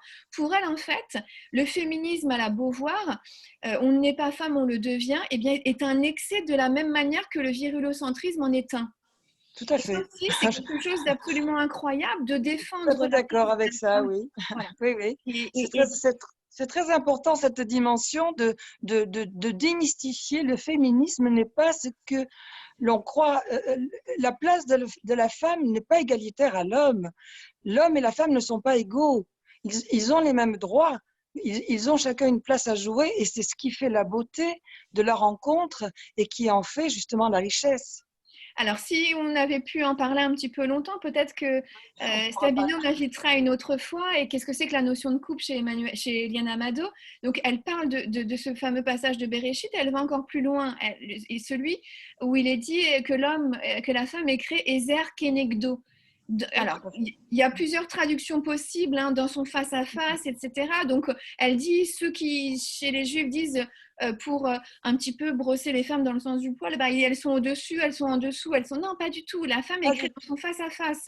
Et à partir de là, eh bien, voilà, on arrive c'est exactement ce que j'ai dit dans mes conférences et j'ai utilisé cette phrase-là, c'est à côté contre, c'est-à-dire en face, on n'est ni inférieur ni supérieur. Nous sommes différents et c'est ça qui est important, c'est d'être à la fois miroir et à la fois dans cette reconnaître cette différence. Et ben alors c'est magnifique parce que c'est vraiment les pas de la pensée d'Eliane Amado. Je vous remercie beaucoup, vraiment. Merci. Si vous avez d'autres questions, n'hésitez pas. Il y a un micro d'ouvert là. Oui. Oui. Alors, n'attendez pas de voix, c'est bon. J'avais une question. Bon, déjà, merci beaucoup pour cet exposé. C'était vraiment génial. Moi, je viens plus du monde yeshiviste. Là, j'ai étudié dans plusieurs yeshivot en Israël. Et c'est vrai que finalement, dans les yeshivot lituaniennes classiques, on ne parle même pas de pensée juive principalement. Alors, moi, j'ai étudié aussi dans les yeshivot sionistes religieuses, où là, on nous parle un peu de pensée juive, mais principalement de Manitou, de Benogros, André Neher un petit peu. Et c'est vrai qu'on n'en parle pas du tout. Et c'est vrai que concernant tous ces penseurs, c'est vrai qu'ils ont, voilà, comme vous avez dit, elle va faire beaucoup référence à la pensée juive au texte. C'est vrai que beaucoup, par exemple, Emmanuel Lévinas, lui, son maître, il va avoir comme maître M. Chouchani, ou lui-même va grandir dans un milieu un peu lituanien. Pour Manitou, son propre père était rabbin en Afrique du Nord. Et voilà, qu'est-ce qui va l'accompagner dans son étude du texte? Enfin, quels vont être ses maîtres? Ou est-ce que ça va être par elle-même qu'elle va découvrir, ou est-ce qu'elle va avoir des références, des rabbins, enfin, voilà, qu'est-ce qui va l'accompagner dans cette quête du texte biblique? Alors, je suis ravie que vous me posiez cette question parce que c'est quelque chose qui m'a posé souci de savoir, en fait, et j'en ai demandé à plusieurs maîtres, à plusieurs professeurs, comment une femme peut être autodidacte dans ce cursus-là. Dans ses lettres qu'elle adresse à Francine Bloch, donc sa fameuse amie, cousine éloignée du côté alatini qu'elle rencontre à la Sorbonne, eh bien, elle parle d'un mystérieux professeur qui, dans les années d'après-guerre, alors, lui donne des cours sur texte. Comme je l'ai dit, déjà avant-guerre, elle connaissait l'hébreu puisqu'elle avait fait ce qu'elle appelait une initiation, mais c'est vraiment très presque laïque, c'est les milieux assimilés. Et dans les années d'après-guerre, eh bien, elle se lance à corps perdu dans l'étude des textes et elle parle d'un mystérieux professeur. À un moment, j'ai cru que c'était Chouchani. Sauf que elle en parle avec Lévinas et elle dit votre maître, pas mon maître. Et donc, je n'ai eu la réponse qu'une fois que le livre avait paru, de savoir qui était ce mystérieux maître. Et ce mystérieux maître, alors c'est l'objet d'une prochaine étude que je consacre à ce personnage. Il s'appelait Joseph Gottfarstein. Et en fait, c'était le pendant de Jacob Gordin, qui a été le maître, donc premier professeur en matière juive à l'école d'Orsay, maître de Léon Ashkenazi d'Imanitou, maître aussi d'André Neher, puisque sa femme, Renée Rina Neher, avait participé à des cours de Gordin et qu'elle a été une des rares à prendre des notes. Et que si aujourd'hui André Neher s'est intéressé, par la suite, au Maharal de Prague, à des sujets de ce genre, eh bien, au messianisme, au prophétisme, c'est par l'entremise des notes que sa femme lui avait transmises sur Gordin. Et puis, l'autre côté, c'est Lévinas, Elie Wiesel, etc., de l'école de Paris qui sont par Chouchani. Et il y a ce personnage intermédiaire qui s'appelle Joseph Gottfarstein et dont j'ai retrouvé les archives par son fils. Ces archives, elles ne sont pas encore ouvertes. Et j'ai retrouvé dans ces archives, alors qu'il était polyglotte, comme Gordin à une échelle inimaginable, yiddish, russe, allemand, français, anglais, évidemment l'hébreu, latin, grec et sûrement d'autres langues que j'oublie. Et Neher, Edmond Flegg, et au début même Manitou lui envoyait ses textes, il leur envoyait ses textes et c'était Joseph Gottfarstein qui les corrigeait. Et donc Eliane Amado a ce même point commun, alors de ces penseurs de l'école de Paris, d'avoir eu un maître prestigieux. Donc pour les uns, c'était Gordin, comme je l'ai dit, pour les autres, c'était Manitou, et c'est d'avoir eu aussi ce Joseph Gottfarstein. Alors cette particularité qu'elle partage aussi avec Edmond Flegg ou André Neher. Et alors, je me permets, j'ai une deuxième question qui est par rapport, voilà, puisque comme vous avez dit, c'est vrai que Benogros, André Neher ou Manitou, ils vont partir en Israël. Et ils vont beaucoup se rapprocher voilà, de la tendance sioniste religieuse, même si le mouvement social n'existe pas en même temps, mais pas encore vraiment. Et voilà, il y a le Rav Kook-Père qui va décéder avant la Seconde Guerre mondiale, mais il y a son fils qui va développer les écrits de son père et qui va donner vraiment un côté sioniste, messianiste, religieux, quoi. Et c'est vrai que finalement, Manitou en a complètement enterré, puisque lui-même il va dire qu'il a redécouvert la Torah de l'hébreu. Voilà, bon, André Neher, il en parle beaucoup aussi, Benogros en parle aussi dans ses livres. Et finalement, quelle est sa position alors par rapport à l'État d'Israël, par rapport au sionisme, enfin, puisque voilà, finalement, on a l'impression, c'est vrai que c'est pas son sujet apparemment, mais son avis, comment elle vivait, comment elle voyait finalement ce retour en Israël, elle a fait la démarche quand même de revenir. Elle n'était pas messianiste, mais elle était elle se considérait plutôt comme on appelle ça le prophétisme. C'est un autre niveau. C'est-à-dire qu'elle réfléchit pas, c'est pas la notion de Messie comme a pu y réfléchir Manitou, même s'il y a des points communs. Elle devient sioniste religieuse. Elle fait partie de ce mouvement sioniste religieux. Elle est attachée à la terre. Pour elle, la révélation ne peut se faire qu'en terre d'Israël. Elle devient religieuse. Elle devient pratiquante. Elle défend à corps et à cri comme le peut le faire souvent les femmes avec acharnement sans mettre de filtre dans la presse juive de l'époque, l'État d'Israël. Et c'est des choses qu'on a pu lui reprocher aussi. Donc, à la fin de sa vie, dans les dernières années avant de tomber malade, eh bien, elle tricotait des bérets à toutes ses copines pour qu'elles se couvrent la tête. Alors ça, c'est de l'anecdote.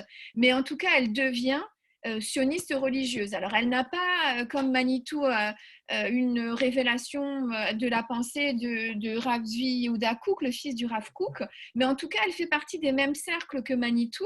Et Manitou, dans ses écrits, eh bien, il y a des points communs, mais incroyables, avec l'œuvre d'Eliane. Alors, comme je vous l'ai dit, ils font partie de la même école de Jérusalem. Quand Manitou parle alors, cette trilogie, Israël, Yitzhak, Jacob,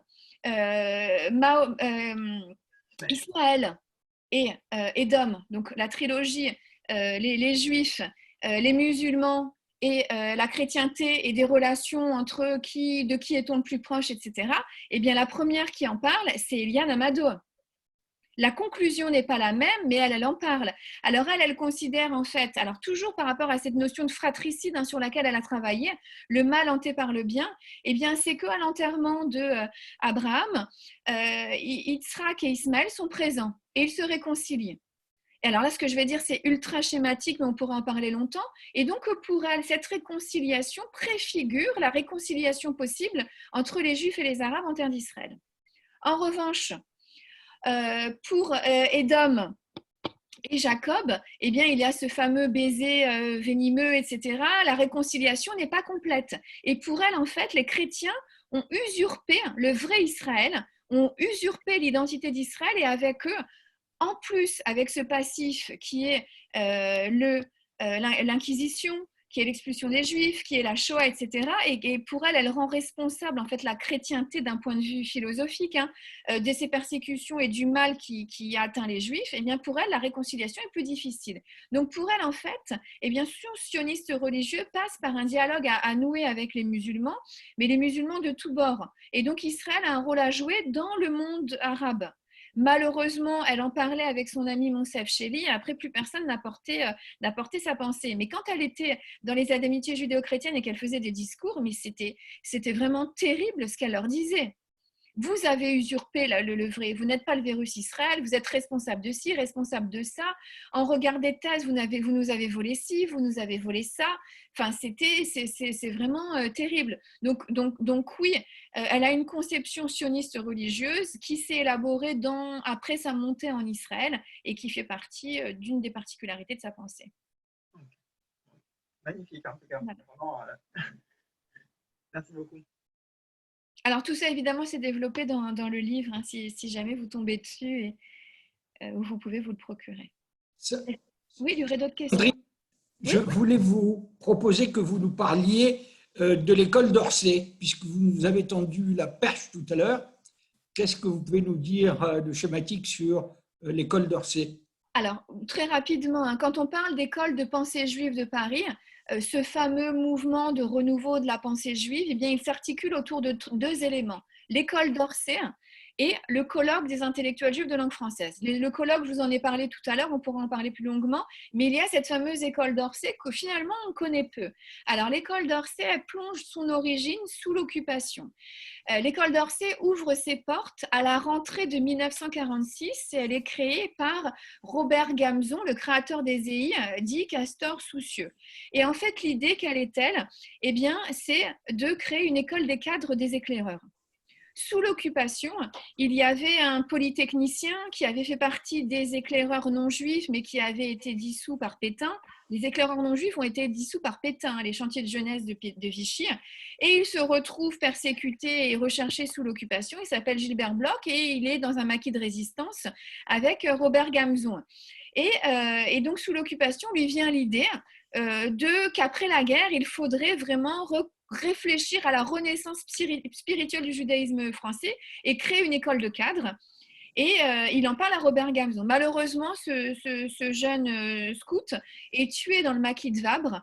Et très normalement, quand Robert Gamzon décide de créer l'école d'Orsay, il lui donne le nom de Gilbert Bloch. Donc l'école Gilbert Bloch d'Orsay ouvre à la rentrée 1946, avec quelque chose de totalement novateur, c'est que Gilbert Bloch, Robert Gamzon, avait fait le tour des camps d'éclaireurs dans le bassin méditerranéen et avait pris les meilleurs, dont Manitou, Léon Ashkenazi, qui fait partie de la première promotion et d'autres, mais il choisit les meilleurs au mérite, qu'ils soient des femmes ou des hommes, peu importe. Donc la particularité de cette première promotion, c'est d'avoir accueilli 10 jeunes femmes et 10 jeunes hommes. Et le premier professeur en matière juive est quelqu'un d'absolument incroyable, dont j'ai cité le nom à l'instant, c'est Jacob Gordin, qui malheureusement était quelqu'un qui fumait comme un pompier, qui avait des problèmes aux poumons et qui mourra à la fin de cette première année universitaire. En tout cas, il aura eu le temps de planter une graine, notamment dans l'esprit de Léon Ashkenazi Manitou, qui dira que c'est son premier maître ashkénaze, et toute la pensée de Manitou, qui après deviendra enseignant à l'école d'Orsay et directeur de l'école d'Orsay, et après même par ailleurs en Israël, eh bien, continuera de propager cette pensée. Alors là, cette pensée, quelle est-elle? À part de dire que l'école d'Orsay a été une école de formation des cadres du judaïsme français. Eh bien, cette pensée, c'est de dire que, contrairement à ce qui avait été fait, alors ça a pu se faire à une époque ancienne, mais en tout cas pas dans la période contemporaine, quand on a une question qui se pose devant nous, eh bien, les intellectuels avaient tendance à se référer ou aux grands classiques de la littérature, aux grands penseurs ou aux grands philosophes.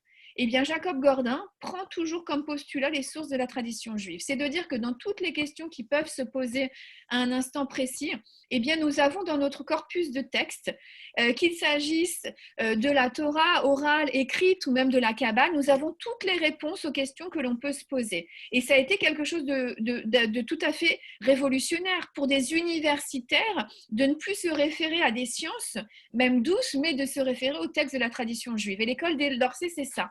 Donc, elle crée un esprit tout à fait particulier de régénération physique aussi, parce qu'il y avait des cours de sport qui étaient proposés avant la création de l'État d'Israël, parce qu'on pense aussi au sionisme, régénération physique et spirituelle d'un judaïsme français qui a profondément été altéré par la Shoah et les 76 000 juifs qui ont été déportés, dont beaucoup étaient, plus d'un tiers étaient des responsables, des rabbins ou des responsables d'associations.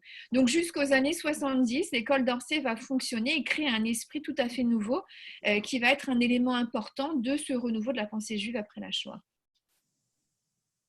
Merci. Merci beaucoup, Sandrine. Je pense qu'on va pouvoir vous libérer maintenant. L'heure tourne. Vous avez des obligations familiales, j'imagine. Bon. En tout cas, voilà, si vous voulez me joindre, vous pouvez par Sabino ou Michel me contacter et puis peut-être donner un avis sur le livre si vous le lisez. Dès la fin du confinement. Oui. Vous regardez les images, vous avez beaucoup de personnes qui vous applaudissent. Oui. On va mettre la mosaïque pour voir ça, oui. Voilà. Merci beaucoup. Merci. Je vous propose aussi, je propose aux personnes qui assistent à cette conférence de rester s'ils veulent entendre parler de la suite du programme, après que nous aurons libéré Sandrine. Alors, à très bientôt et merci. Merci beaucoup. Merci, madame. En tout cas, merci Sandrine. Au revoir. Au revoir. Au revoir, merci. Très réussi. Ah ouais, vraiment. Top. Donc, c'est bien, si ça vous a plu. Vous étiez plus de 55, 56 au moment le plus fréquenté. Au pic. Donc, on voulait parler de la suite du programme, Sabino. Eman, oui. Pour mercredi, qu'est-ce que vous avez alors? Eman. Oh, purée. Eman. Je l'ai vu, je baladais dans les rues là tout à l'heure. Je l'ai vu. Bon. Il est où, Eman? Je vois SMS, attends. Alors, on va parler de dimanche prochain. C'est sûr? C'est bon pour dimanche prochain? C'est pas garanti. Elle m'a écrit avant Shabbat. L'heure me convient. On en reparle dimanche, mais j'ai pas pu la joindre. Parce que justement, comment s'appelle-t-il? Le rabbin, il avait aussi Isabelle Cohen. Il avait contacté aussi. Ah, mais je verrai Isabelle avec plaisir. Bon, on va voir, ce sera l'une ou l'autre. De toute façon, Voilà. c'est des intellectuels dans un cas comme dans l'autre, puisque notre objectif, c'est d'avoir le dimanche des réunions essentiellement culturelles et le mercredi des sessions plutôt religieuses. Donc le rabbin. Pardon? Le mercredi, vers quelle heure? Alors, Le ça mercredi, c'est varie. vers quelle heure? C'est toujours entre 16h45 et 17h30. Enfin, ça dépend de la Oui, oui. de la personne. C'est en fin d'après-midi. Voilà le rabbin. Oh, voilà le rabbin. Voilà. 16h45. Alors, avec qui? C'est qui mercredi prochain? Hervé Bokomza. Hervé Bokobza. D'accord. Et qui va nous parler de. Oula, je vous ai envoyé le thème. Oui, je sais, mais j'ai vu beaucoup de choses passer depuis, donc si vous pouvez me le redire. Tu peux pas le retrouver, Michel? Instantanément, comme ça? Je veux bien parler d'autre chose pendant ce temps-là. Je vais vous le trouver. Monsieur le rabbin, vous l'avez retrouvé, recherché? Ne quittez pas, je vais regarder si ça sort. Oui. Une lecture originale de Job et de l'Ecclésiaste, ça traite de la question du sens de la vie par rapport à la souffrance. Et comment chacun à sa manière propose un dépassement de la souffrance pour acquérir un certain sens de la vie. Donc ça, vous recevrez l'invitation dès demain, c'est 16h45 mercredi. Michel et les organisateurs, excusez-moi, où allez-vous chercher des gens de cette qualité, des conférenciers de cette qualité? Demandez au rabbin. Il faut demander au rabbin. Ah, d'accord, ok. Alors, bravo en tout cas. Alors bravo. dimanche prochain, on va refaire dans la qualité parce que on va voir, une pourra faire dimanche prochain, l'autre le dimanche d'après. La première candidate, c'était Isabelle Cohen, que vous avez entendue à Clermont il y a 1 an et demi à peu près, qui nous avait parlé de Job au moment où son livre était sorti, et elle avait dialogué avec l'archevêque sur ce sujet. Et Isabelle est une fille absolument passionnante. Et l'autre candidate, c'était une autre intellectuelle juive que les plus anciens connaissent parce que elle animait la source de vie avec le rabbin Eisenberg il y a bien longtemps, c'est Francine Kaufmann. Ah oui. Et Francine Kaufmann est la spécialiste de ce grand écrivain, aujourd'hui un peu méconnu, mais qui a quand même reçu le prix Goncourt dans les années 50, qui était André Schwarzbach pour Le Dernier des Justes. Et en particulier, c'est un livre tellement extraordinaire dans la dernière partie sur la Shoah qu'on se demande pourquoi il ne fait pas partie des programmes scolaires sur le sujet. Donc ce sera l'une ou l'autre, mais vous les aurez toutes les deux à un moment ou à un autre. On vous tient au courant. Catherine qui gère ce genre de choses vous enverra les convocations. Merci Catherine en tout cas de nous aider chaque fois à faire que ces réunions aient lieu. Catherine, vous avez tout ce qu'il faut pour mercredi prochain? Mais non, pas encore puisque je ne vais pas envoyer Sabino. Pas encore, voilà. Dès que j'aurai tous les éléments que m'adresse Michel, j'envoie les invitations comme je l'ai fait jusqu'à présent. Parce que c'est pour mercredi quand même. Hein, donc, Oui, mais demain matin, dès que vous m'avez envoyé les éléments, Michel, il n'y a pas de souci. Je vous l'envoie dans le quart d'heure. Oui. Et pour dimanche prochain, dès que j'ai une confirmation de Francine Kaufmann, je lance des opérations. Sinon, je vois avec Eman si on demande à Isabelle ou j'appelle Isabelle et on l'organise avec elle. Parfait. Est-ce que vous avez un avis à donner sur la tenue de ces conférences? Rapidement, un sondage. Génial. Haut niveau. Haut niveau. Merci. Merci beaucoup. C'est vraiment très bien et je suis vraiment stupéfait Bon, moi c'est la première fois que j'assiste. Vraiment stupéfait de la qualité des gens. Voilà. C'est bien. On n'a que des bons, hein, c'est vrai.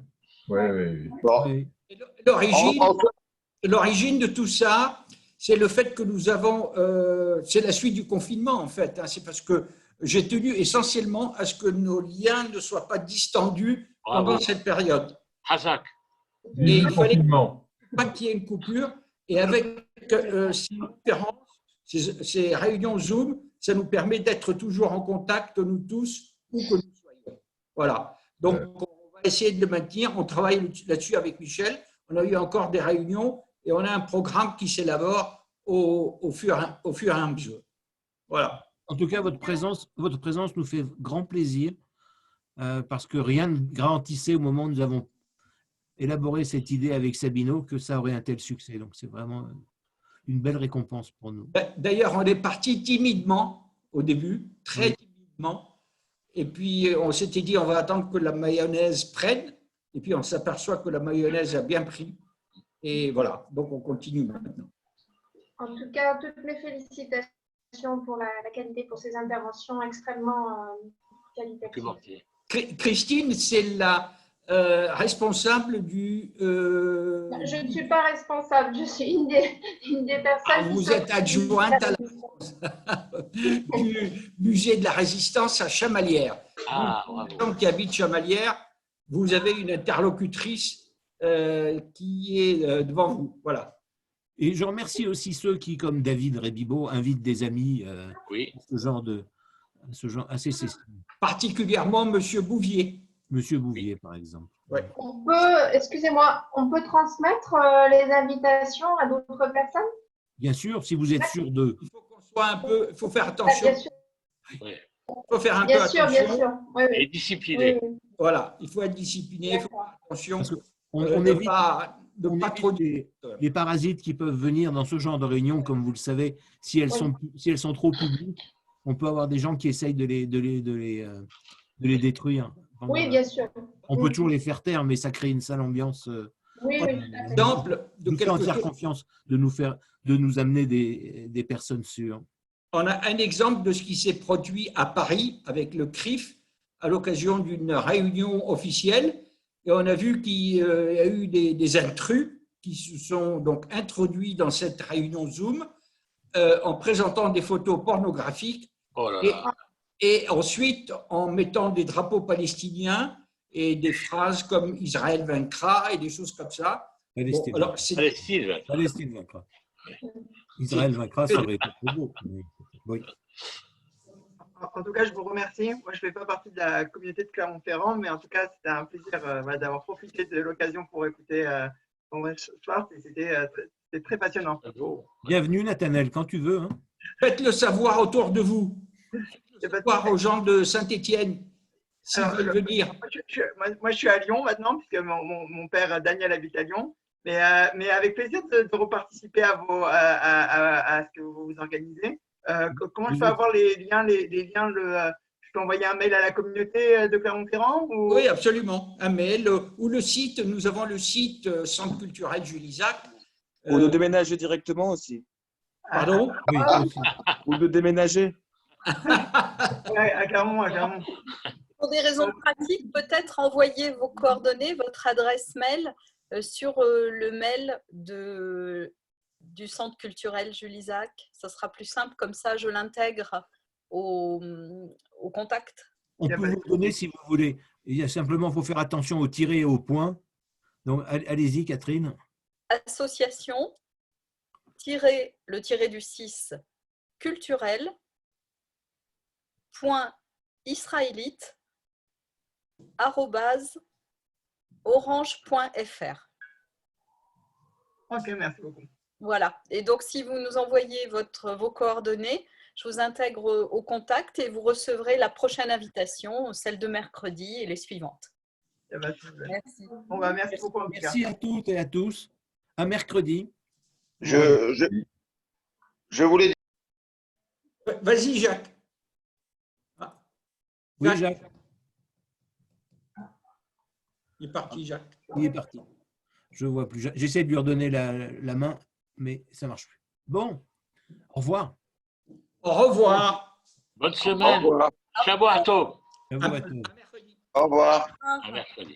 Merci beaucoup, merci beaucoup. Je ferme. Je coupe le son, comme disait Annie.